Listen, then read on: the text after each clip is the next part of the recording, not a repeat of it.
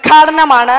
ശബരിമലയിൽ സ്ത്രീകൾക്ക് പോകുമ്പോൾ ആർത്തവമാണ് പ്രശ്നമെന്ന് പറയുന്നവർ പാൻറ് ഷർട്ടുമിട്ട് വന്നാൽ മാത്രമാണ് ട്രാൻസ്ജെൻഡേഴ്സിനെ കയറ്റൂ എന്ന് പറഞ്ഞ ഇഷ്യൂ നമ്മൾ കണ്ടതാണ്. ലിംഗനീതിക്ക് വേണ്ടിയുള്ള പോരാട്ടത്തിൽ സ്ത്രീകളോടൊപ്പം നിന്ന് തന്നെ ഫൈറ്റ് ചെയ്യേണ്ടവരാണ് ട്രാൻസ്ജെൻഡേഴ്സും എന്നുള്ളതിൽ യാതൊരു സംശയവുമില്ല. നമ്മൾ ഒന്നിച്ചു നിന്ന് തന്നെയാണ് പോരാടേണ്ടത്. ഈ 2 ദിവസത്തെ പരിപാടി തുടർച്ചയായി ഉള്ള പരിപാടിയിൽ ഏറ്റവും ആദ്യത്തെ സെഷൻ അതുകൊണ്ട് തന്നെ ശബരിമലയിൽ കയറിയ ട്രാൻസ്ജെൻഡേഴ്സ് തന്നെയാണ് ഉദ്ഘാടനം ചെയ്യേണ്ടത് എന്നുള്ള കാര്യത്തിൽ നമുക്ക് ആർക്കും തന്നെ യാതൊരു സംശയവുമില്ല. ഇത് അവർ കൊണ്ടുപോകുന്നത് ദാക്ഷായണി വേലായുധനെയും ആനി മസ്കറിനെയും അമ്മു സ്വാമിനാഥനെയുമാണ്. ആ സമയത്ത് ഇന്ത്യയിലെ ഭരണഘടന നിലവിൽ വരുന്ന സമയത്ത് കേരളത്തിൽ നിന്ന് മലയാളികളായ 3 സ്ത്രീകൾ, മുഴുവൻ സ്ത്രീകളാകെ 15 സ്ത്രീകൾ ഒപ്പുവെച്ചതിൽ 3 സ്ത്രീകൾ മലയാളികളായിരുന്നു എന്നുള്ളതിൽ പരം അഭിമാനം ഇപ്പോഴും ലിംഗനീതിക്ക് വേണ്ടി കേരളത്തിൽ ഫൈറ്റ് ചെയ്തുകൊണ്ടിരിക്കുന്ന നമ്മുടെ ആ ഫൈറ്റിന് ഏറ്റവും വലിയ ഊർജം പകരുന്ന ഒന്നാണ് ഇന്ത്യയിലെ തുല്യനീതിയുടെ ഭരണഘടന ഉയർത്തിപ്പിടിച്ചവരിൽ ഒപ്പുവെച്ചവരിൽ ഉള്ള 3 മലയാളി സ്ത്രീകളെയാണ് നമ്മൾ ഈ പരിപാടിയുടെ ആദ്യഘട്ടമെന്ന നിലയിൽ ആദ്യമായി സ്റ്റേജിലേക്ക് കൊണ്ടുവരുന്നത്. ഒപ്പം വരുന്നത് പഞ്ചമിയാണ്. നവോത്ഥാന ചരിത്രത്തിൽ കേരളത്തിലെ സ്ത്രീയെ ആരെങ്കിലും അത് അടയാളപ്പെടുത്തുന്നുണ്ടെങ്കിൽ ഏറ്റവും ആദ്യം അങ്ങനെ അടയാളപ്പെടുത്തുന്ന ആൾ പഞ്ചമിയാണ്. അയ്യങ്കാളിയുടെ കൈ പിടിച്ചുകൊണ്ട് മുന്നോട്ടു പോയ പഞ്ചമിയും ദാക്ഷായണി വേലായുധനും അമ്മു സ്വാമിനാഥനും ആനി മസ്കറിനും അനന്യയ്ക്കും തൃപ്തി ഷെട്ടിക്കും ജഞ്ജുവിനും അവന്തികയ്ക്കുമൊപ്പം നമ്മുടെ സ്റ്റേജിലേക്ക് കയറുകയാണ്. നമുക്കവരെ സ്വാഗതം ചെയ്യാം. പരിപാടി ഇതോടെ തുടങ്ങുകയാണ്. കൈയടിച്ചുകൊണ്ട് തന്നെ നമ്മൾ ഇവരെ സ്വീകരിക്കുന്നു, കയറുന്നു.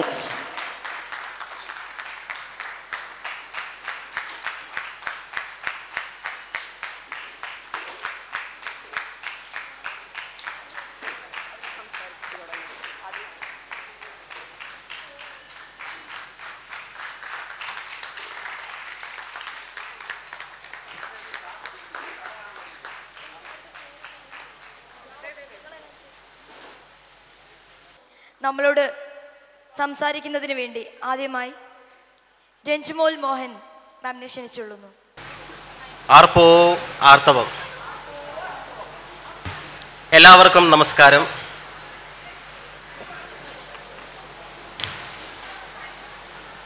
ഇപ്പോൾ നമ്മുടെ ഭാരതമൊട്ടാകെ അല്ലെങ്കിൽ ഇന്ത്യ മുഴുവൻ ഉറ്റുനോക്കിക്കൊണ്ടിരിക്കുന്ന ഒരു വിഷയമാണ് ശബരിമലയുമായി ബന്ധപ്പെട്ട സ്ത്രീകളുടെ പ്രവേശനം.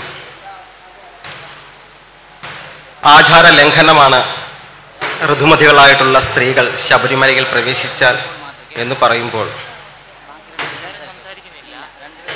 വെറും പൗരോഹിത്യ മേധാവിത്വത്തിൻ്റെ അവർ കാണിക്കുന്ന മേൽക്കോയ്മയുടെ അവകാശങ്ങളാണ് നമുക്ക് കാണാൻ സാധിക്കും. ഒരു കാലഘട്ടത്തിൽ കുറേയേറെ വർഷങ്ങൾക്ക് മുമ്പ് ശബരിമല എന്ന് പറയുന്ന ഒരു ക്ഷേത്രം നമ്മൾക്കെല്ലാവർക്കും അറിയാം. വെച്ചാരാധന സമ്പ്രദായങ്ങളിൽ കൗളാചാര കർമ്മങ്ങൾ കൊണ്ട് ആചരിച്ചു പോന്നിരുന്ന ഒരു കാലഘട്ടം അവിടെ ഉണ്ടായിരുന്നു. ശബരിമല എന്ന് പറയുമ്പോൾ നമ്മൾക്ക് എല്ലാവർക്കും അറിയാം അവിടുത്തെ ആചാരങ്ങൾ പരിപാലിച്ചു കൊണ്ടിരുന്ന ഒരു സമുദായത്തെക്കുറിച്ച്, മലയോര സമുദായത്തെക്കുറിച്ച്. തീർച്ചയായിട്ടും നമുക്ക് പറയാൻ സാധിക്കും, അങ്ങനെയാണെങ്കിൽ ശബരിമല എന്ന് പറയുന്നത് ഒരു കാവായിരുന്നു എന്ന് നമുക്ക് പറയാൻ സാധിക്കും. നമുക്കറിയാം ശബരിമലയെ പറയുന്നത് പൂങ്കാവനം എന്നാണ്. ശബരിമലയിലെ ശ്രീ ധർമ്മശാസ്താവ് എന്ന് പറയുന്ന ആ പ്രതിഷ്ഠ, ആ ദേവതാ സങ്കല്പം അവിടെ പ്രധാന ദേവനായി കുടികൊള്ളുമ്പോൾ അദ്ദേഹത്തിന് ചുറ്റുമിരിക്കുന്ന പരിവാരങ്ങളെല്ലാം തന്നെ പല മലദൈവങ്ങളായിക്കോട്ടെ, കറുപ്പുസ്വാമി ആയിക്കോട്ടെ, അങ്ങനെ വരുന്ന എല്ലാവരും തന്നെ മലയോര സമുദായത്തിൽപ്പെട്ടവർ വെച്ച് ആചരിച്ചു പോന്നിരുന്ന ദേവന്മാരാണ് നമുക്ക് പറയാൻ സാധിക്കും. അപ്പോൾ തീർച്ചയായിട്ടും നമുക്ക് പറയാൻ സാധിക്കുന്ന ഒരു കാര്യമാണ് ശബരിമല എന്ന് പറയുന്നത് തീർച്ചയായിട്ടും മലയോരന്മാരുടേതാണ് എന്ന് നമുക്ക് പറയാൻ സാധിക്കും. ഒരു കാലഘട്ടത്തിൽ കൗളാചാര പ്രകാരമുള്ള ആചാരങ്ങളും അനുഷ്ഠാനങ്ങളും അനുവർത്തിച്ചു പോകുന്ന ഒരു ക്ഷേത്രം എന്ന നിലയിൽ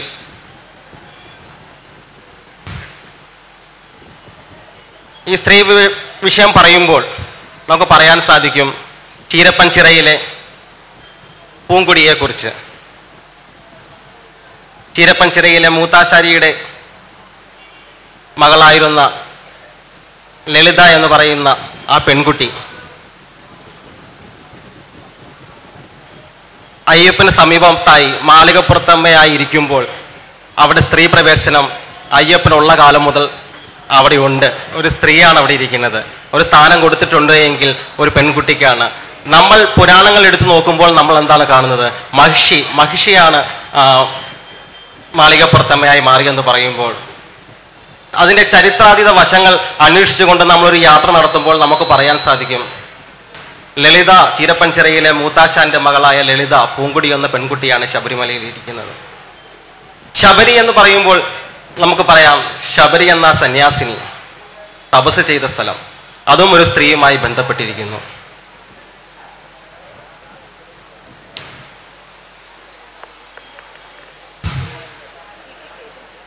ഈ അയ്യപ്പൻ എന്ന് പറയുന്ന വ്യക്തി, ഞാൻ ഒരിക്കലും ഒരു ബ്രാഹ്മണിക്കൽ മേധാവിത്വത്തിലിരിക്കുന്ന ഏതെങ്കിലും ഒരു വ്യക്തിയുടെ പേര് അയ്യപ്പൻ എന്നുണ്ടോ? ആരും അയ്യപ്പ എന്ന് ഏതെങ്കിലും ആ ഒരു വിഭാഗത്തിൽ വരുന്ന ആൾക്കാരെ ആരെങ്കിലും വിളിക്കുന്നുണ്ടോ? തീർച്ചയായിട്ടും നമ്മുടെ താഴേക്കിടയിലുള്ള എന്നിവർ പറയുന്ന മനുഷ്യജാതിയിൽപ്പെട്ടവരെയല്ലേ ഇവർ അയ്യപ്പനെന്നും മറ്റുള്ള പേരുകൾ പെരിച്ച് പറയുന്നത്.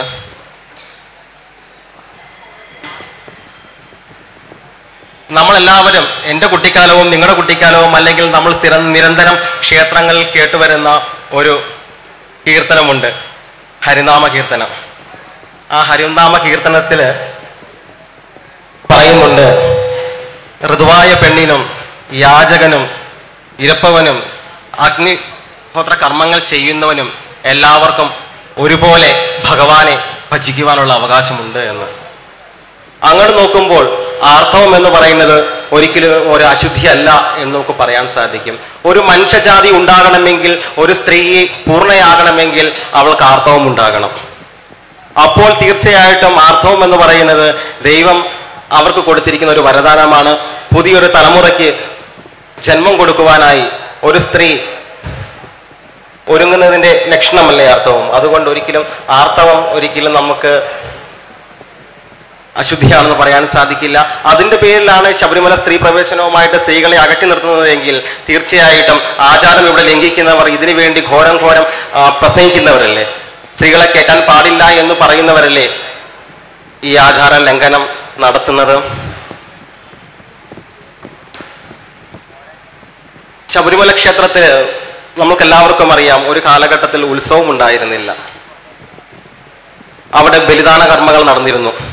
അതിൻ്റെ ഏറ്റവും ഉത്തമ ഉദാഹരണമാണ് മലയാള സമുദായത്തിൽപ്പെട്ടവർ ഇന്നും അവിടെ പറകൊട്ടി പാടുന്ന ഒരു സംവിധാനമുണ്ട്. പണ്ട് കാലങ്ങളിൽ നമ്മുടെയൊക്കെ നാടുകളിൽ ഞാൻ കണ്ടു ശീലിച്ചിരുന്ന, അല്ലെങ്കിൽ ഞാൻ കണ്ടിട്ടുള്ള ഒരു കാലഘട്ടം ഉണ്ടായിരുന്നു. ഞാനും കാവും തുള്ളലും പാട്ടും ഉള്ള എല്ലാ ഒരു കുടുംബത്തിലാണ് ഞാനും പിറന്നത്. അവിടെ രാത്രികാലങ്ങളിൽ പറകൊട്ടിപ്പാടി മരിച്ചുപോയ ആത്മാക്കളെ വിളിച്ചു വരുന്ന ഒരു സമ്പ്രദായം ഉണ്ടായിരുന്നു. ആ സമ്പ്രദായത്തിൻ്റെ തുടക്കം എന്ന നിലയിൽ ഇന്നും ശബരിമലയിലെ മലയര സമുദായത്തിൽപ്പെട്ടവർ പറകൊട്ടിപ്പാടുന്ന ഒരു സമ്പ്രദായം കാണപ്പെടുന്നുണ്ട്.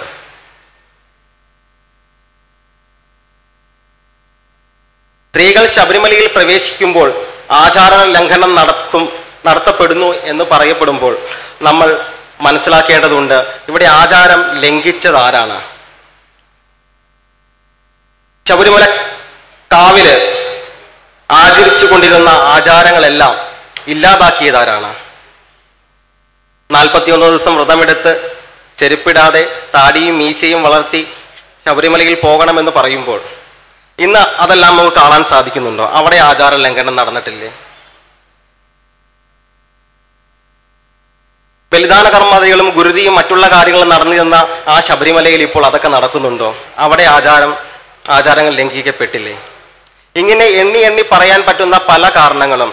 ഇപ്പം ശബരിമല തന്ത്രി അദ്ദേഹം ശമ്പളക്കാരനല്ല എന്ന് പറയുമ്പോൾ, ദക്ഷിണ മാത്രമേ സ്വീകരിക്കുന്നുള്ളൂ എന്ന് പറയുമ്പോൾ നമ്മൾ ചിന്തിക്കേണ്ടതായിട്ടൊരു കാര്യമുണ്ട്.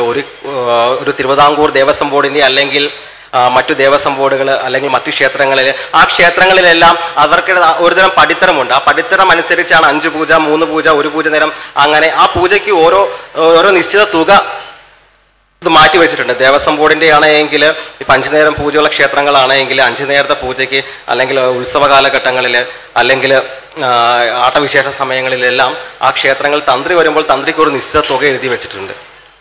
ആ തുക അവർ കൈപ്പറ്റുന്നുമുണ്ട്. അങ്ങോട്ട് നോക്കുമ്പോൾ തീർച്ചയായിട്ടും തന്ത്രി ദക്ഷിണം മാത്രമല്ല ഈ ദേവസ്വം ബോർഡുകളിൽ നിന്നും അല്ലെങ്കിൽ മറ്റു ക്ഷേത്ര കമ്മിറ്റികളിൽ നിന്നും വാങ്ങുന്ന ഒരു ശമ്പളക്കാരനാണെന്ന് മാത്രമേ പറയാൻ സാധിക്കുകയുള്ളൂ. തന്ത്രി എന്ന് പറയുമ്പോൾ അദ്ദേഹത്തെ മാറ്റാൻ പാടില്ല എന്ന് പല ആൾക്കാരും പറയും. തന്ത്രി പണ്ടുപോലെ ആചരിച്ചു പോരുന്ന ഊരായ്മയിൽപ്പെട്ടിരിക്കുന്ന തന്ത്രിയാണെന്ന് പറയുമ്പോഴും അവർ തീർച്ചയായിട്ടും മാറ്റാൻ സാധിക്കുന്നതാണ്. കാരണം ഒരു നാട്ടിൽ ഒരു തന്ത്രിയെ അവരോധിക്കുമ്പോൾ പ്രതിഷ്ഠ നടത്തിയ ആ വ്യക്തി അല്ലെങ്കിൽ പ്രതിഷ്ഠ പണ്ടുപോലെ ആചരിച്ചു പോരുന്ന ഒരു ക്ഷേത്രത്തിലേക്ക് ഒരു പുതിയ തന്ത്രി വരുമ്പോൾ അദ്ദേഹത്തെ മാറ്റാൻ പാടില്ല എന്ന് പലരും പറയാറുണ്ട്. തീർച്ചയായിട്ടും മാറ്റാൻ സാധിക്കും. അതിന് ഉത്തമ ഉദാഹരണമാണ് ഞാൻ ജനിച്ചു വളർന്ന ക്ഷേത്രത്തിലെ ഒരു തന്ത്രി, മനയത്തറ്റം എന്ന് പറയും. അദ്ദേഹത്തെ തന്ത്രി നാട്ടുകാരുൾപ്പെടെ എല്ലാവരും അദ്ദേഹം ദക്ഷിണയുടെ കാര്യത്തിൽ പ്രശ്നമുണ്ടാക്കിയപ്പോൾ ആ ക്ഷേത്രത്തിലെ തന്ത്രിയെ മാറ്റുകയാണ് ഉണ്ടായത്. അന്നൊന്നും ഞങ്ങളുടെ ക്ഷേത്രത്തിൽ ഒരു ദേവൻ്റെയും ചൈതന്യം നഷ്ടപ്പെട്ടതായിട്ട് ആരും പറഞ്ഞു കേട്ടിട്ടില്ല.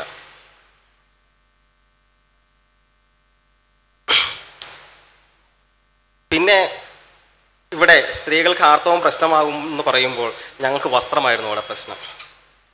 തുല്യനീതിക്ക് വേണ്ടി ഞങ്ങൾ ഫൈറ്റ് ചെയ്തു.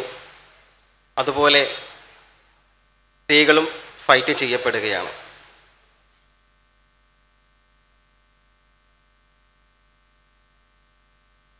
എനിക്ക് കൂടുതലൊന്നും സംസാരിക്കാൻ അറിയില്ല, കാരണം ഞാൻ ഒരു വിശ്വാസിയായിരുന്നു. ഈ കഴിഞ്ഞ 2016 വരെ വിശ്വാസിയായിരുന്നു ഞാൻ.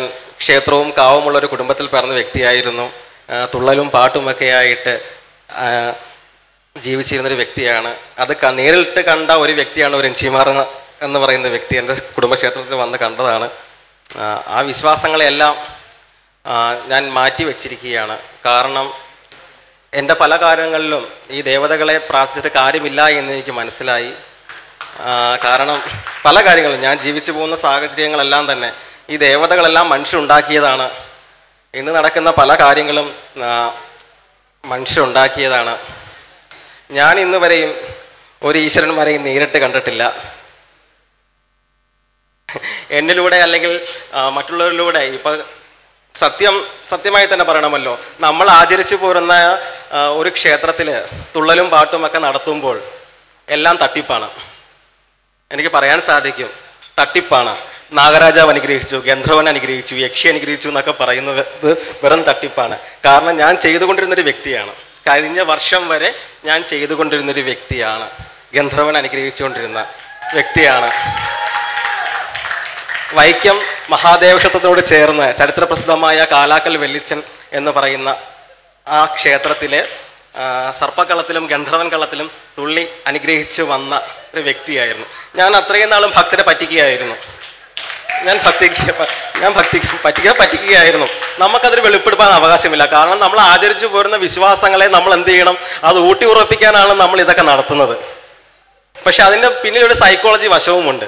ഒരു ക്ഷേത്രത്തിൽ എന്താണ്, അല്ലെങ്കിൽ ഒരു കാവിൽ ഒരു സർപ്പം പാട്ട് നടത്തി അല്ലെങ്കിൽ ഗന്ധർവം പാട്ട് നടത്തുമ്പോഴേക്കും എല്ലാ വർഷവും ആ ക്ഷേത്രത്തിൽ അതുമായി ബന്ധപ്പെട്ട എല്ലാ കുടുംബക്കാരും ബന്ധുക്കളും എല്ലാം ആ ക്ഷേത്രത്തിൽ വരും. എല്ലാ കുടുംബാംഗങ്ങൾക്കും ഒത്തുകൂടാനുള്ള ഒരു അവസരം ഒരുക്കുക എന്നാണ് പണ്ട് നമ്മുടെ കാർന്നവന്മാരുണ്ടാക്കിയൊരു സിസ്റ്റമാണത്. ഈ കാവുകൾ അതിൽ പുള്ളുവൻ കളം വരച്ച് പാടുമ്പോൾ അല്ലെങ്കിൽ അദ്ദേഹം വർണ്ണപ്പൊടികൾ കൊണ്ട് രൂപങ്ങൾ വരയ്ക്കുമ്പോൾ, അല്ലെങ്കിൽ ഗന്ധർവൻ പാട്ട് നടത്തുന്ന കണിയാന്മാർ പാട്ട് പാടി ഗന്ധർവൻ്റെ രൂപക്കളം വരയ്ക്കുമ്പോൾ അവിടെ എന്താണ് നടക്കുന്നത്? അവർക്ക് വരുമാനം, അവരുടെ ജീവിതോപാധി അവിടെ നടക്കുന്നുണ്ട്. പിന്നെ എല്ലാവർക്കും ഒരുമിച്ച് കൂടാനുള്ള ഒരു സാഹചര്യം ഒരുക്കുന്നുണ്ട്. അവിടെ ആഘോഷിക്കാനുള്ളൊരു അവസരം ഒരുക്കുന്നുണ്ട്. ഞാനിപ്പോൾ പശ്ചാത്തപിക്കുകയാണ്. കാരണം ഞാൻ കുറച്ച് നാളുകളെ ആയിട്ടുള്ളൂ, ഞാനിപ്പോൾ പൂർണ്ണമായിട്ട് ഞാൻ ഈ ഇതിലേക്ക് വന്നിട്ടുള്ളൂ. ഞാൻ എല്ലാവരും പറ്റിക്കുകയായിരുന്നുള്ളൂ ഓർക്കുമ്പോൾ ഞാൻ എൻ്റെ ചെറുപ്പം മുതലേ ഞാൻ തുള്ളിക്കൊണ്ടിരുന്ന വ്യക്തിയാണ്.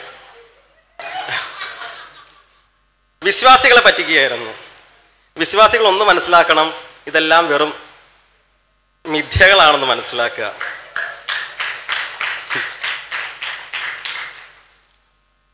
ആർക്കും അമാനുഷികമായിട്ടുള്ള ശക്തികളൊന്നുമില്ല. ഇപ്പോൾ ക്ഷേത്രങ്ങളിലെ വെളിച്ചപ്പാടുണ്ടെന്ന് പറയുന്നു, അവർക്കും ഒരു ശക്തിയുമില്ല. ഒരു ഗാനമേള നടത്തുകയാണ്, അല്ലെങ്കിൽ മറ്റെന്തെങ്കിലും പ്രോഗ്രാംസ് നാടൻപാട്ട് നടത്തുകയാണ്, 3-4 മണിക്കൂർ സ്റ്റേജിൽ പാട്ടും ആഘോഷമാകുമ്പോൾ നമ്മൾ വെളിയിലിരുന്ന് തുള്ളും. എല്ലാവരും നമുക്ക് ആർക്കും ഒരു ക്ഷീണവും ഉണ്ടാകില്ല എന്ന് പറഞ്ഞതുപോലെയാണ് ഈ ആർപ്പും കുറവയൊക്കെ കേൾക്കുമ്പോൾ നമ്മളും തുള്ളും, അല്ലേ? നമ്മളും തുള്ളും. ആർപ്പും കുറവ് കേൾക്കുമ്പോൾ നമ്മളും തുള്ളും. അപ്പോൾ മറ്റുള്ളവർക്ക് എന്താണ്, അത് അനുഗ്രഹിച്ച മൂർത്തിയാണ്, അപ്പോൾ നമ്മളോട് റെസ്പെക്റ്റ് കാണിക്കും. ഞാൻ ഒരിക്കലും അതിനെ തള്ളി പറയില്ല. കാരണം വെച്ചാചരിച്ചു കൊണ്ടുപോയിരിക്കുന്ന ആ ആചാരങ്ങളെല്ലാം ഒരുമിച്ച് കൂട്ടുവാനായിട്ട് ഒരു സാഹചര്യം നമ്മുടെ അപ്പനപ്പന്മാരെ കാർന്നവന്മാരായിട്ട് അങ്ങനെ ഒരു സിസ്റ്റം ഉണ്ടാക്കിയിരിക്കുന്നു. ആ സിസ്റ്റമാറ്റിക്കായിട്ടുള്ളതിൻ്റെയൊക്കെ തുടർച്ചയാണ് നമ്മൾ ഈ ക്ഷേത്രങ്ങളും, അല്ലെങ്കിൽ എന്താണ് ഈ ഇപ്പോൾ ശബരിമല ആയിക്കോട്ടെ, ഏത് ക്ഷേത്രങ്ങളിലായിക്കോട്ടെ, ഇതെല്ലാം അത് തന്നെയാണ്. അതെല്ലാം എന്തുകൊണ്ടാണ് എന്താണ് പറയുക, ഒരു ക്ഷേത്രത്തിൽ ഇപ്പം വിശ്വാസമില്ലാത്തതിൻ്റെ മെയിൻ കാരണം എന്ന് പറയുന്നത്, ഞാനൊരു പൂജ ചെയ്യാൻ ഒരു ക്ഷേത്രത്തിൽ പോയി ഒരു അർച്ചന നടത്താൻ പോവുകയാണെങ്കിൽ ഒരു ലളിതാ സഹസ്രനാമം ചൊല്ലുകയാണ്, അല്ലെങ്കിൽ ഒരു ലളിതാ സഹസ്രനാമ അർച്ചന ഞാൻ കഴിക്കുകയാണെങ്കിൽ, ഒരു ലളിതാ സഹസ്രനാമം പൂർണ്ണമായിട്ടും ചൊല്ലിത്തീരണമെങ്കിൽ എന്തായാലും 1 മണിക്കൂർ 1.5 മണിക്കൂർ മാക്സിമം വേണം. ആ ഒരു അർച്ചനയുടെ രസീത് എടുത്ത് നമ്മൾ ക്ഷേത്രത്തിൽ കയറുന്നു. ആ ക്ഷേത്രത്തിൽ കയറുമ്പോഴേക്കും കയറുന്നതും കാണാം, തിരുമേനി അകത്ത് നമുക്ക് പ്രസാദം തരുന്നതും കാണാം.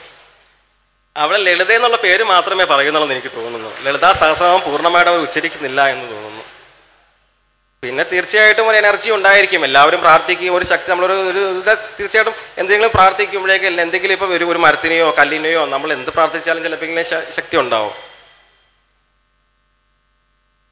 പിന്നെ വേറെന്താ പറയുക, ശബരിമലയുമായി ബന്ധപ്പെട്ട് പറയുകയാണെങ്കിൽ തീർച്ചയായിട്ടും ആർത്തവം അശുദ്ധിയല്ല. ഒരാളും പറയുന്നില്ല ഇതൊക്കെ പൗരോഹിത്യത്തിൻ്റെ ബ്രാഹ്മണിക്കലായിട്ടുള്ള ബ്രാഹ്മണന്മാരുടെ മേധാവിത്വം എന്ന് മാത്രമേ പറയാൻ സാധിക്കുകയുള്ളൂ. എല്ലാവർക്കും കയറാം ശബരിമലയിൽ, എല്ലാവർക്കും കയറാമെന്ന് മാത്രമേ ഞാൻ പറയുകയുള്ളൂ. എൻ്റെ വീട്ടിലും ഉണ്ടായിരുന്നു. പിന്നെ ഞാൻ പറയാം, എൻ്റെ വീട്ടിലെ ദേവസ്വം ബോർഡിൽ, തിരുവിതാംകൂർ ദേവസ്വം ബോർഡിൽ വീട് എൻ്റെ അച്ഛൻ്റെ പെങ്ങളുടെ മകൻ തിരുവിതാംകൂർ ദേവസ്വം ബോർഡിൽ നാസ്രക്കാരൻ ഉദ്യോഗസ്ഥനാണ്. അദ്ദേഹം ശബരിമലയിൽ പോകുമായിരുന്നു. എങ്ങനെയാണ് വരുന്നത്? ശബരിമല ഡ്യൂട്ടിക്ക് പോകുമ്പോൾ എന്താ, ഡ്യൂട്ടി കഴിഞ്ഞ് വീട്ടിൽ വരും, വീട്ടിൽ ഇറച്ചിയും മീനും കഴിക്കും, മദ്യപിക്കും ഒക്കെ ചെയ്യും. വൈഫിൻ്റെ കൂടെ അവരൊക്കെ അവരുടേതായിട്ടുള്ള എല്ലാ കാര്യങ്ങളും ചെയ്യുന്നുണ്ട്. എന്നിട്ട് പിറ്റേ ദിവസം രാവിലെ എൻ്റെ മലക്ക് ഡ്യൂട്ടിക്ക് പോവുകയാണ്. ഒന്ന് ആലോചിച്ച് നോക്കൂ, ആചാരങ്ങൾ അവിടെ നടക്കുന്നുണ്ടോ? ആചാരങ്ങളൊന്നും നടക്കുന്നില്ല. ആചാരങ്ങളെല്ലാം നഷ്ടപ്പെട്ടുകൊണ്ടിരിക്കുകയാണ്. ഈ ആചാരങ്ങളെല്ലാം മനുഷ്യരുണ്ടാക്കിയിട്ടുള്ള കാര്യങ്ങളാണ്. ഇന്ന് അനുവർത്തിച്ചു പോരുന്ന എല്ലാ ആചാരങ്ങളും മനുഷ്യരുണ്ടാക്കിയത് തന്നെയാണ്. എനിക്കൊന്ന് മാത്രമേ പറയാനുള്ളൂ, നമ്മുടെ ഈ ഭാരതത്തിൽ ഒറ്റ ജാതിയുള്ളൂ, മനുഷ്യജാതി. മതമല്ല പ്രശ്നം, ഏതോ മതക്കാരൻ എന്നല്ല പ്രശ്നം. ചന്ദ്രൻ തൊട്ട് വണങ്ങുന്ന ഹിന്ദുവും നിസ്കരിച്ചിടും മുസൽമാനും കുരിശ് വരച്ചിടും ക്രിസ്ത്യനും. നമ്മൾ ഒന്നാണ്, നമ്മുടെ എല്ലാം രക്തം ചുവപ്പാണ്. അതുകൊണ്ട് ഇവിടെ ഈ ലോകത്തിൽ ഒരു ജാതിയുള്ളൂ, മനുഷ്യജാതി. ആർത്തവം അശുദ്ധിയല്ല, ഒന്നും തന്നെ. നമ്മൾ ഭരണഘടനയിൽ വിശ്വസിക്കുന്നു. ഭരണഘടനയുടെ എല്ലാ അവകാശങ്ങളും ഏറ്റുവാങ്ങാൻ നമുക്ക് അവകാശമുണ്ട്. അതുകൊണ്ട് ഞാൻ ഈ ആർപ്പവത്തിൽ എല്ലാ സപ്പോർട്ടും എല്ലാ പിന്തുണയും ഞാൻ നൽകുകയാണ്. എല്ലാവർക്കും നമസ്കാരം. ആർത്തവം. എല്ലാവർക്കും നമസ്കാരം. ഇങ്ങനൊരു വേദിയുടെ ഭാഗമാകാൻ സാധിച്ചതിൽ ഒരുപാട് സന്തോഷമുണ്ട്. ഇതിനു മുൻപ് ഇങ്ങനെ ആർത്തവത്തിൻ്റെ ഒരു ക്യാമ്പയിനുകളിലൊന്നും ഞാൻ പങ്കെടുത്തിരുന്നില്ല. പക്ഷേ ഇന്ന് ഒരു ഏറ്റവും എല്ലാവരും ഒത്തുകൂടുന്ന, എല്ലാവരും അവരവരുടെ തിരക്കുകളൊക്കെ മാറ്റിവെച്ച് നമ്മളുടെ അവകാശ സംരക്ഷണത്തിനായി, അതുപോലെ നമ്മളുടെ ആടാനും പാടാനും എല്ലാവർക്കും ഒന്നിക്കാനും കുറേ കൂടി ഇതിനെക്കുറിച്ച് ഒരു അവയർനെസ് ഒക്കെ കൊടുക്കുന്ന, ആർത്തവത്തെക്കുറിച്ച് അല്ലെങ്കിൽ ആർത്തവം എന്ന ക്യാമ്പയിനെ കുറിച്ച് കുറേയൊക്കെ അവയർനെസ് കൊടുക്കുന്ന ഇങ്ങനൊരു പ്രോഗ്രാമിൻ്റെ ഭാഗമാകാൻ, തുടർന്ന് ആർത്തവത്തിൻ്റെ എല്ലാ ക്യാമ്പയിനുകളിലും ആർത്തവം ഒരു അശുദ്ധിയല്ല, വിശുദ്ധിയാണ്, അത് ലൈഫിൻ്റെ ഒരു നാച്ചുറൽ സ്ട്രക്ചർ മാത്രമാണ്, ആർത്തവത്തിൻ്റെ കാര്യത്തിൽ ഒരാളെയും ഒഴിവാക്കി നിർത്താൻ പാടില്ല എന്നുള്ള ഉറച്ച വിശ്വാസത്തിൽ എല്ലാ ക്യാമ്പയിനുകളിലും ഞാനും എൻ്റെ സുഹൃത്തുക്കളും ഉണ്ടാവുമെന്ന് ആദ്യം തന്നെ ഉറപ്പു തരുന്നു. ആർത്തവത്തിലൂടെ കടന്നു പോകാത്തവരാണ് ട്രാൻസ്ജെൻഡേഴ്സ്. ആണിനും പെണ്ണിനുമൊപ്പം എല്ലാവിധത്തിലും ഈക്വാലിറ്റി വേണമെന്ന് പരമോന്നത നീതിപീഠമായിട്ടുള്ള, ഇന്ത്യയിലെ എല്ലാ കാര്യങ്ങളും ഒരു അവസാന തീരുമാനം എന്ന് പറയുന്നത് പരമോന്നത നീതിപീഠമായ ബഹുമാനപ്പെട്ട സുപ്രീം കോടതിയുടേതാണല്ലോ. അപ്പൊ അവിടെ ആണിനും പെണ്ണിനുമൊപ്പം എല്ലാ കാര്യങ്ങളിലും ഭക്ഷണം ഇഷ്ടപ്പെട്ട വസ്ത്രം, ഇഷ്ടപ്പെട്ട ഭക്ഷണം, ഇഷ്ടപ്പെട്ട പങ്കാളിയെ തിരഞ്ഞെടുക്കാൻ, ഇഷ്ടപ്പെട്ട സെക്ഷുവാലിറ്റി തിരഞ്ഞെടുക്കാൻ, ഇഷ്ടപ്പെട്ട വിശ്വാസത്തിൽ അധിഷ്ഠിതമായ ജീവിതം നയിക്കാൻ എന്തിനും അവകാശം നൽകിയിരിക്കുന്ന ഒരു വിഭാഗമാണ് ആണിനെയും പെണ്ണിനെയും പോലെ ട്രാൻസ്ജെൻഡേഴ്സ്. പ്രസ്തുത വിഷയമായ ഇങ്ങനൊരു ക്യാമ്പയിന് തന്നെ പ്രധാന കാരണമായിട്ടുള്ള സ്ത്രീകളുടെ അവകാശം കുറെ കൂടി നമ്മൾ ഉറച്ച് വിളിച്ചു പറയാൻ കാരണമായ ശബരിമല വിഷയത്തിൽ ഉൾപ്പെടെ അവിടെയും ഒരു ജെൻഡറിനും ഡിസ്ക്രിമിനേഷൻ പാടില്ല എന്ന് ഇപ്പൊ ലേറ്റസ്റ്റ് വന്ന സുപ്രീം കോടതിയുടെ സ്ത്രീകൾക്ക് പ്രവേശനം അനുവദിച്ചുകൊണ്ടെന്ന വിധിയിൽ പറഞ്ഞിട്ടുണ്ട്. അങ്ങനെ ഒരു മുൻ വർഷങ്ങളിലൊന്നും തന്നെ ട്രാൻസ്ജെൻഡേഴ്സിന് ഇതുവരെ നമ്മൾ കേട്ടറിവിൽ പോലും ട്രാൻസ്ജെൻഡേഴ്സിന് അവിടെ ശബരിമല ദർശനത്തിന് നിയമപരമായിട്ടോ അല്ലെങ്കിൽ അവിടെ ഭക്തരെന്ന് പറയുന്ന ആൾക്കാരുടെ ഭക്തിപരമായിട്ടോ, അതായത് മനുഷ്യനെ മനസ്സിലാക്കാത്ത, എതിർക്കുന്ന, അകറ്റി നിർത്തുന്ന ഒരു കൂട്ടം മനുഷ്യരെ അകറ്റി നിർത്തുന്ന ഭക്തരെന്ന് പറയുന്ന അവരുടെ ഭക്തിപരമായിട്ടോ ട്രാൻസ്ജെൻഡേഴ്സിന് ഒരു വിലക്കമില്ലായിരുന്നു.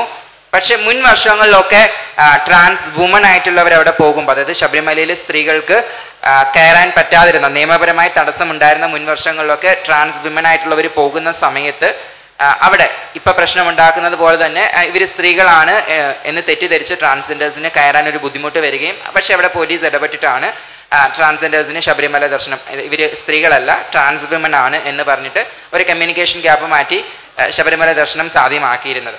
അപ്പൊ അങ്ങനെ ഒരു പ്രശ്നം മുൻപ് ഉള്ളത് കൊണ്ടാണ് ഈ വർഷവും ഞാനും രഞ്ജുമോളും തൃപ്തിയും അവന്തികയും ഞങ്ങൾ ശബരിമലയിൽ പോകാൻ തീരുമാനിച്ചു.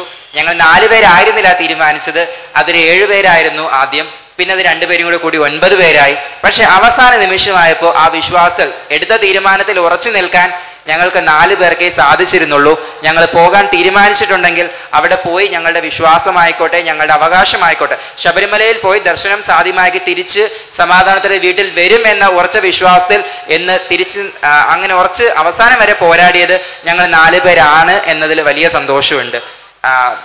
കാരണം നമ്മളുടെ കൂടെ തന്നെയുള്ള കുറെ ഈ 7 പേരും 9 പേരും ഞങ്ങളുടെ കൂടെ ഉണ്ടായിരുന്നവരിൽ പ്രമുഖരായിട്ടുള്ള കേരളത്തിലെ ഭയങ്കര ലീഡർഷിപ്പൊക്കെയുള്ള ട്രാൻസ്ജെൻഡേഴ്സും ഉണ്ട് എന്നുള്ളതാണ്. പക്ഷെ പല കാരണങ്ങളാൽ അവർ മാറി. അവര് അനുഭാവം പുലർത്തുന്ന രാഷ്ട്രീയ പാർട്ടികൾ ഉൾപ്പെടെ ഇവർക്ക് പോയിക്കഴിഞ്ഞാൽ നിങ്ങൾ എന്തെങ്കിലും മറ്റെന്തെങ്കിലും ഇഷ്യൂ, പാർട്ടിപരമായിട്ടുള്ള ഇഷ്യൂ ഉണ്ടാവും എന്ന് വരെ കാരണം പറഞ്ഞ് മാറിയവരുണ്ട്, ഭയന്ന് മാറിയവരുണ്ട്. വളരെ ലീഡർഷിപ്പിൽ മുന്നിൽ നിന്ന് അവകാശ പോരാട്ടങ്ങൾ നടത്തുന്നവർ ശബരിമല പോലത്തെ ഒരു പ്രസ്തുത വിഷയത്തിൽ ട്രാൻസ്ജെൻഡേഴ്സിന് പോകാൻ ഒരു വിലക്കുമില്ലാതിരിക്കുന്നില്ല, കലാപങ്ങളൊന്നും ഇല്ലാത്ത സമയത്ത് പോലും ഭയന്ന് ഈ ഒരു വിഷയത്തിൽ അവകാശത്തിന് വേണ്ടി പോരാടേണ്ട ആൾക്കാർ തന്നെ പിന്മാറിയവരുണ്ട്. പക്ഷെ ഞങ്ങൾ പോകാൻ തീരുമാനിച്ചു.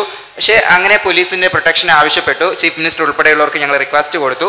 അങ്ങനെയാണ് ഞങ്ങൾ ശബരിമലയിൽ പോകുന്നത്. പോലീസിന്റെ സപ്പോർട്ടോടുകൂടി എരുമേലി പോലീസ് സ്റ്റേഷനിലെത്തി. നിയമം സംരക്ഷിക്കേണ്ടവരാണ് എപ്പോഴും നിയമപാലകർ, നമുക്കറിയാം. പക്ഷെ നമ്മളെല്ലാവരും ഓപ്പൺ മൈൻഡഡ് ആണ്, ഫ്രീ തിങ്കേഴ്സ് ആണ്, നമ്മളെല്ലാവരും നമ്മളുടേതായിട്ടുള്ള അവകാശങ്ങൾക്ക് വേണ്ടി പോരാടുന്നവരാണ്. പക്ഷെ എന്താണ് ശരിക്കും പോലീസിലെ ഒരു കൂടുതൽ ശതമാനം ആൾക്കാരും സാധാരണ മനുഷ്യരോട് അല്ലെങ്കിൽ തുറന്ന ചിന്താഗതിക്കാരായിട്ടുള്ള ആൾക്കാരോട് പെരുമാറുന്നത് എന്ന് സ്റ്റീരിയോ ടൈപ്പായിട്ടാണ് ഇപ്പോഴും പെരുമാറുന്നത് നമുക്ക് എല്ലാവർക്കും അറിയാം. അങ്ങനെ ഒരു വളരെ മോശം അനുഭവം എരുമേലി പോലീസ് സ്റ്റേഷനിൽ ഞങ്ങൾക്കും ഉണ്ടായി. പലരും വാർത്തകളിലൂടെ അറിഞ്ഞതാണ്. എന്നാലും ഞാൻ പറയാം, അവിടെ ചെന്നപ്പോൾ ഞങ്ങളോട് ആദ്യം ആവശ്യപ്പെട്ടത് നിങ്ങൾ സാരി മാറണം. ഞങ്ങളെല്ലാവരും സാരിയിലാണ് പോയത്. ഒരു സാരി ഉടുത്ത് തന്നെ പോകണം, അങ്ങനെ ഒരു പ്രത്യേക ഇതിലൊന്നും അല്ല. ഞങ്ങൾക്ക് ഡെയിലി വെയറിൽ ഞങ്ങൾ എന്താണോ കംഫർട്ടബിൾ ആയിട്ടുള്ള ഡ്രസ്സ് അങ്ങനെയാണ് ഞങ്ങൾ പോയത്. സാരി മാറണം, നിങ്ങൾ ആൺവേഷം ഇടണം എന്ന് പറഞ്ഞു. അപ്പോൾ ഞങ്ങൾ പറഞ്ഞു ഞങ്ങൾ ആൺവേഷം ഇടാൻ ഞങ്ങൾ ആണുങ്ങളല്ലല്ലോ. അപ്പോൾ പറഞ്ഞു പിന്നെ നിങ്ങൾ പെണ്ണുങ്ങളാണോ? ഞങ്ങളോട് ഞങ്ങൾ ആണുങ്ങളുമല്ല പെണ്ണുങ്ങളുമല്ല, ഞങ്ങൾ ട്രാൻസ്ജെൻഡേഴ്സ് ആണ്. അപ്പോൾ ആ 1 മണിക്കൂർ 2 മണിക്കൂർ നീണ്ടു നിന്ന തർക്കങ്ങൾക്കും ചർച്ചകൾക്കും ഇടയിൽ എരുമേലി പോലീസ് സ്റ്റേഷനിൽ ഉണ്ടായിരുന്ന കാഞ്ഞിരപ്പള്ളി DYSP ആയിട്ടുള്ള മധുസൂദനൻ അദ്ദേഹത്തിനെ തൊപ്പി തെറിപ്പിക്കുകയോ അദ്ദേഹത്തിനെ സസ്പെൻഷനിലാക്കിയോ, എങ്ങനെയാണ് അദ്ദേഹത്തിന് ഞങ്ങളോട് ചെയ്ത മനുഷ്യാവകാശ ലംഘനത്തിന് കൃത്യമായ നിയമ നടപടി എടുക്കുക, അതുവരെ ഞങ്ങൾ പോരാടും. അതിനു വേണ്ടിയിട്ട് ലോക്നാഥ് ബെഹ്റ ഉൾപ്പെടെയുള്ളവർക്കും ചീഫ് മിനിസ്റ്റർ ഉൾപ്പെടെയുള്ളവർക്കും ഞങ്ങൾ കംപ്ലൈൻറ്റ് ഫോർവേഡ് ചെയ്ത് കഴിഞ്ഞു. അദ്ദേഹം പറഞ്ഞത് ഒരു തവണ പോലും അദ്ദേഹത്തിന് ആൺ പെൺ എന്നതിനൊപ്പം ട്രാൻസ്ജെൻഡർ എന്ന് ഏറ്റവും എടുത്തു പറയാൻ റെസ്പോൺസിബിലിറ്റി ഉള്ള ഒരു നിയമപാലകൻ മെയിൽ ഫീമെയിൽ ആൺ പെണ്ണിനൊപ്പം അദ്ദേഹത്തിന്റെ സംഭാഷണത്തിൽ എരുമേലി സ്റ്റേഷനിൽ ഒരാൾ പോലും ട്രാൻസ്ജെൻഡർ എന്ന വാക്ക് ഉപയോഗിക്കാൻ പുച്ഛമായിരുന്നു അവർക്ക്. ഞങ്ങൾ പറഞ്ഞു ഞങ്ങൾ ആണുങ്ങളുമല്ല പെണ്ണുങ്ങളുമല്ല, ഞങ്ങൾ ആണിനും പെണ്ണിനും ഒപ്പം നിൽക്കാൻ എല്ലാ അവകാശങ്ങളുമുള്ള ഒരു ജെൻഡറാണ് ട്രാൻസ്ജെൻഡർ എന്ന്.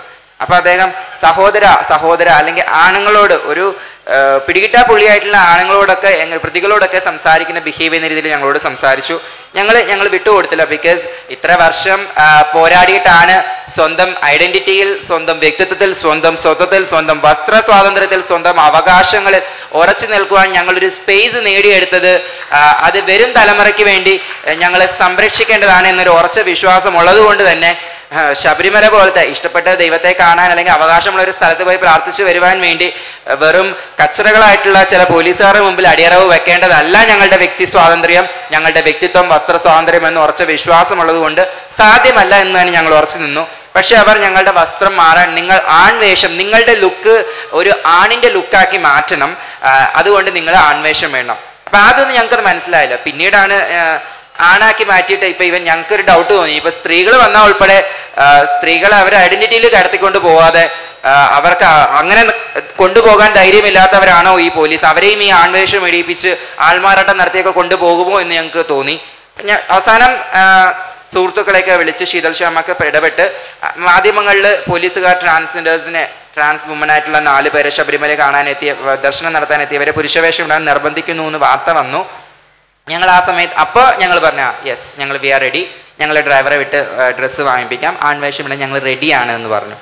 അപ്പോൾ അങ്ങനെ ഇവരെന്താണ് നെക്സ്റ്റ് നടപടി എന്ന് അറിയാൻ, ഇവർ ഇത്രയും നിർബന്ധം പിടിക്കുമ്പോൾ എന്താണ് ഇവരുടെ നെക്സ്റ്റ് പ്രൊസീജിയർ എന്ന് അറിയാൻ വേണ്ടിയിട്ടാണ് ഞങ്ങളത് ചെയ്തത്. അപ്പോൾ അവർ പറഞ്ഞു ഇനി വേണ്ട, ഇനിയിപ്പോൾ വാർത്തയൊക്കെ വന്നില്ല, അപ്പോൾ ഇനിയിപ്പോൾ നിങ്ങൾ ആൺവേഷം ഇട്ടാൽ അത് ഞങ്ങൾ നിർബന്ധം പിടിച്ചോണ്ടാന്ന് പറയില്ല. നമ്മൾ നിങ്ങൾ നിർബന്ധിച്ചോണ്ടാ ഇടാന്ന് പറഞ്ഞത്, നിങ്ങൾ നിർബന്ധിച്ചതുകൊണ്ട് അങ്ങനെ അറിയട്ടെ ആൾക്കാർ. ഇപ്പോൾ വേണ്ടെന്ന് പറഞ്ഞു. നിങ്ങൾ ശബരിമലയിൽ പോവുകയും വേണ്ട, നിങ്ങൾ തിരിച്ച് കോട്ടയത്തേക്ക് പോകണം. ഞങ്ങളുടെ ഡ്രൈവറോട് പോലീസ് സ്റ്റേഷനിലെ സെല്ല് ചൂണ്ടിക്കാണിച്ചു കൊടുത്ത് ഡ്രൈവറോടും ഞങ്ങൾ പോയ ടാക്സിയുടെ ഡ്രൈവറോടും അദ്ദേഹത്തിൻ്റെ സുഹൃത്തിനോടും പറഞ്ഞത്, ഇതുപോലത്തെ സാധനങ്ങളെയും കൊണ്ട് ഈ പരിസരത്ത് നിന്നെ കണ്ടു കഴിഞ്ഞാൽ ഇതായിരിക്കും നിന്റെ സ്ഥാനം എന്ന്. നിന്റെ കാർ ഇവിടെ കണ്ട തല്ലി പൊട്ടിക്കും, നിന്നെ ഈ പരിസരത്ത്, ഈ ശബരിമലയുടെ പരിസരത്ത് ഇനി കണ്ടുപോകരുത്. എന്നിട്ട് ഞങ്ങളെല്ലാവരുടെയും ഞങ്ങളുടെ അനന്യ, അവന്തിക, തൃപ്തു, രഞ്ജി, ഞങ്ങളെല്ലാവരും ആധാർ കാർഡ് അവിടെ കാണിച്ചു. അവർ ഒഫീഷ്യൽ നെയിം ഇതാണെന്ന് പറഞ്ഞു. ഇവരുടെയൊക്കെ പഴയ ആൺപേരെന്താ, ഇവരൊക്കെ ആണുങ്ങളല്ലേ എന്നാണ് ഡ്രൈവറോട് ചോദിക്കുന്നത്. അങ്ങനെ വളരെ മോശമായിട്ട് ഞങ്ങളോട് ഒരുപാട് നേരം സംസാരിച്ചു. പിന്നെയും ഇതാക്കി. അവരുടെ മോശം സംസാരങ്ങൾ മൊബൈൽ ഫോണിൽ ഞാൻ റെക്കോർഡ് ചെയ്യുന്നത് കണ്ടപ്പോൾ മൊബൈൽ പിടിച്ചു വാങ്ങി, ഇവൻ്റെ എന്നൊക്കെ മൊബൈൽ പിടിച്ചു വാങ്ങിയെന്ന് പറഞ്ഞു. മൊബൈൽ തട്ടിപ്പറിക്കാൻ വാങ്ങി. അവിടെ ഞങ്ങൾ ഒച്ചയെടുത്തു, അത് സമ്മതിച്ചില്ല. അവസാനം ഞങ്ങളെ കോട്ടയത്ത് വിട്ടു. ഒരു ശബരിമല കയറേണ്ട പോയി വൈകുന്നേരം തിരിച്ച് എറണാകുളത്ത് പ്രാർത്ഥനയൊക്കെ കഴിഞ്ഞ് വരേണ്ട ഞങ്ങൾ കോട്ടയം എസ് പി ഓഫീസ് നേരെ ട്രിവാൻഡ്രം IG മനോജ് എബ്രഹാം അവിടെ ഒക്കെ കണ്ട് അവസാനം ഞങ്ങളുടെ അവകാശം സംരക്ഷിക്കേണ്ട ഒരു ഉറപ്പിച്ചു ഞങ്ങൾ. ബിക്കോസ് ഞങ്ങൾ ഇറങ്ങി തിരിച്ചു പോയി പ്രാർത്ഥിച്ചേ തിരിച്ചു വരൂ എന്നുള്ളതാണ്. ഞങ്ങളുടെ ലൈഫിൽ ഇതിനേക്കാളും വലിയ പോരാട്ടങ്ങൾ കുടുംബത്തിൽ നിന്നും സമൂഹത്തിൽ നിന്നും ഒക്കെ നേരിട്ടതാണ്. അതുകൊണ്ട് ശബരിമല വിഷയം ഒരു വലിയ വിഷയമായി ഞങ്ങൾക്ക് തോന്നിയില്ല. പക്ഷേ ഇപ്പോഴത്തെ സിറ്റുവേഷനിൽ അതൊരു പ്രധാനപ്പെട്ട വിഷയവും വളരെ ഇമ്പോർട്ടൻ്റ് ആയിട്ട് നമ്മളവിടെ അവകാശം ഉറപ്പിക്കേണ്ടത് തന്നെയാണ് എന്നൊരു ബോധ്യവും ഉത്തരവാദിത്വവും ഉള്ളതുകൊണ്ടാണ് ഞങ്ങളത് ചെയ്തത്. അപ്പോൾ അവിടെ അങ്ങനെ പോയി വരാൻ പറ്റിയതിൽ ഒരുപാട് സന്തോഷമുണ്ട്. അപ്പോൾ നിയമം സംരക്ഷിക്കേണ്ട പോലീസുകാർ തന്നെ ഇങ്ങനെ നമ്മളെ ഒഴിവാക്കുന്ന ഒരു സിറ്റുവേഷൻ ഉണ്ട്. പിന്നെ അവിടെ പോകുമ്പോഴും നമ്മളെ ആരും അങ്ങനെ നോട്ടീസ് ചെയ്യുന്നൊന്നുമില്ല. ഈ മീഡിയാസും പോലീസും ഒക്കെ ഉള്ളത് കൊണ്ട് മാത്രമാണ് ആൾക്കാരെ നമ്മളെ നോട്ടീസ് ചെയ്യുന്നത്. പിന്നെ സ്ത്രീകൾ വന്നാൽ ഉൾപ്പെടെ ഇവിടെ സ്ത്രീകൾ വരുന്നത് കലാപത്തിനാണ്, കലാപം സൃഷ്ടിക്കാനാണ്, ഇവിടുത്തെ കച്ചവടക്കാരെ കച്ചവടം മുടക്കാനാണ് നിങ്ങളും സ്ത്രീകളൊക്കെ ഇവിടെ ശബരിമലയിൽ വരുന്നത്. നിങ്ങൾ യഥാർത്ഥ ഭക്തരൊന്നുമല്ല. നിങ്ങൾ എന്ത് പരിപാടിക്കാണ് പോകുന്നത് ഞങ്ങൾക്ക് അറിയാം, നിങ്ങൾ എന്താ ഉദ്ദേശം എന്നൊക്കെ അറിയാം. അപ്പോൾ ഇതൊക്കെ തന്നെ സ്ത്രീകളോടും സംസാരിക്കും എന്നുള്ളത് നമുക്ക് ബോധ്യമായി. പോലീസിൻ്റെ ഒരു വിഭാഗം മോശക്കാരുണ്ട്, ഇപ്പോഴും മാറാത്ത ഒരിതുണ്ട് എന്ന് നമുക്കറിയാം. അപ്പോൾ നമ്മളോട് ഇങ്ങനെ സംസാരിക്കുന്നു. അപ്പോൾ ശബരിമലയിൽ പോകണം, ഇത്രയും പ്രശ്നങ്ങൾ നടക്കുമ്പോൾ സ്ത്രീകൾ കരയിലാണ് ശരിക്കും കലാപകാരികളായിട്ടുള്ള ഭക്തന്മാരെന്ന് പറയുന്ന ആൾക്കാരുടെ പ്രശ്നം ഉണ്ടാക്കുന്നത്. അപ്പോൾ അവരോടും എങ്ങനെയായിരിക്കും അവരെയൊക്കെ പിന്തിരിപ്പിച്ച് വിടാൻ ഉദ്ദേശിക്കുന്നത് നമുക്കറിയാം. പക്ഷേ ഈ ഒരു വേദിയിൽ ഏറ്റവും സന്തോഷം, ഒരുപാട് സ്ത്രീകൾ നമ്മൾ അറിഞ്ഞും അല്ലെങ്കിൽ ആരും മാധ്യമങ്ങളോട് നമ്മൾ അറിയാതെയും എന്താണെങ്കിലും എൻ്റെ വിശ്വാസം ഇത്ര വർഷം കാത്തിരുന്നിട്ട് പോരാടി നേടിയ സ്ത്രീകൾക്ക് വേണ്ടിയിട്ട് ചുമ്മാതെ സുപ്രീം കോടതിക്ക് ഒരു മനസ്സ് ഒന്നും തരില്ലല്ലോ. അപ്പൊ ഇന്നിവിടെ ഒത്തുകൂടിയിരിക്കുന്ന ഒരുപാട് പേരെ പോലെ ഇവിടെ ഒത്തുകൂടിയിരിക്കുന്ന നിങ്ങൾ ഓരോരുത്തരെയും നമ്മൾ ഓരോരുത്തരെയും പോലെ ഒരുപാട് പേരുടെ അപ്പീലുകളും ഒരുപാട് അവകാശ പോരാട്ടം സുപ്രീം കോടതിയുമായി നടത്തിയത് കൊണ്ടാണ് ശബരിമലയിൽ ഒരു വിധി എങ്ങനെ സ്ത്രീകൾക്ക് കയറാം എന്നൊരു വിധി വന്നത്.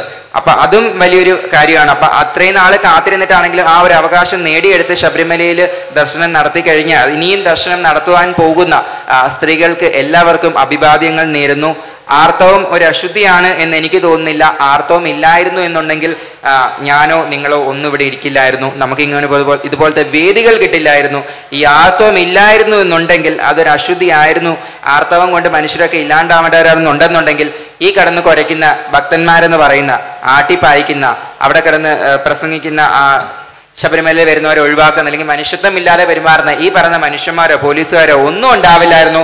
അതുകൊണ്ട് ഈ ഞെളിഞ്ഞു നിന്ന് ആൾക്കാരുടെ മുമ്പിൽ സംസാരിക്കണം എന്നുണ്ടെങ്കിൽ, അല്ലെങ്കിൽ നാവ് കരുത്ത് സംസാരിക്കാൻ സമൂഹത്തിൽ ഞാനെന്നൊരു വ്യക്തി, നിങ്ങളെന്ന വ്യക്തി, ഈ പറയുന്ന കലാപകാരികളൊക്കെ ഉണ്ടാവണം എന്നുണ്ടെങ്കിൽ അതിനുള്ള പ്രധാനപ്പെട്ട റീസൺ ആർത്തവമാണ്.